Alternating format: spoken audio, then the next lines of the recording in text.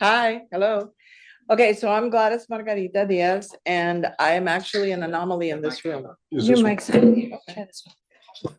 So I was inspired by you. Thank you. So I'm an anomaly in this room. I'm actually an architect. I went to college for architecture and urban design. And when I graduated, I realized I didn't know anything about finance or business or law. And I went to New York City and I pointed at Wall Street and I said, those people print money. I'm going to go work there. And my goal was to learn capital markets and how money moves and how buildings get built and how they get financed. And so I had a stint at a public agency that controls all the transportation in the New York region called the Port Authority of New York and New Jersey. I worked in their finance department. I went to night school at NYU, and I wanted to see how does this apply to building cities. And then I became part of a company that bought buildings in New York City that syndicated them as partnerships, as tax shelters. So I became a licensed securities broker to be able to talk to the customers that were investing in our limited partnerships.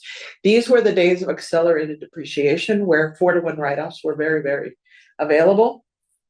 In 1986, when the tax code revision killed the industry, and this is why following regulatory movements is so crucial to every industry.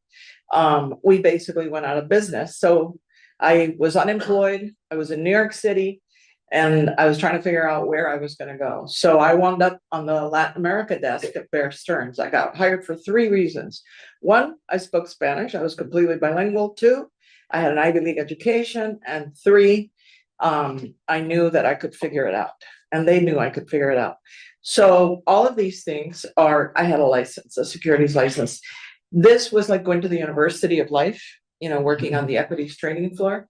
And I dealt with Latin America, with emerging markets, with international clients, et cetera, et cetera.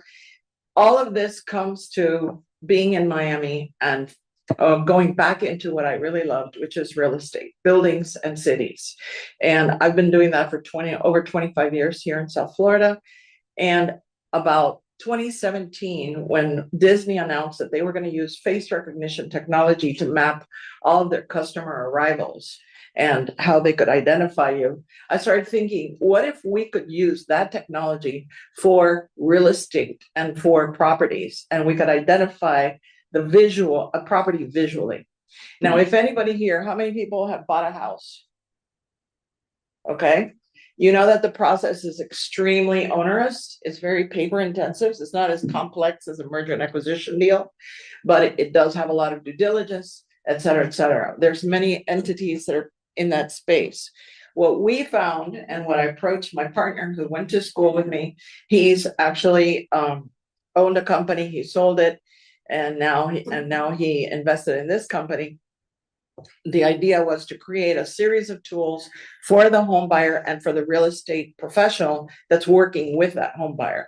So that the idea is to use AI for the workflow, apply it to the industry, and make the world a better place, make the industry more efficient, make the professionals that are in the industry more professional, because that's one of the challenges in real estate, finding the right realtor to represent you.